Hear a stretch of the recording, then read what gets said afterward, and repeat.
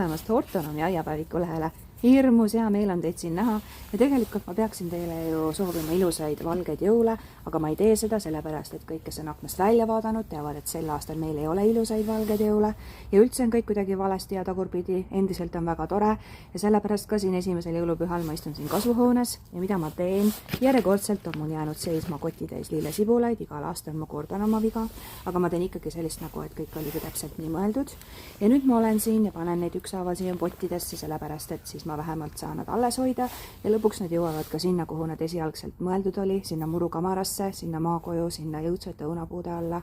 ja vähemalt siis nende nartsissisibulatega, mis ma mingisuguse emotsiooni ajendil ostsin poest, no nemad jõudsid juba ikkagi õnneks novembris pottidesse ja samamoodi teeme sellise näo, et see oligi nii mõeldud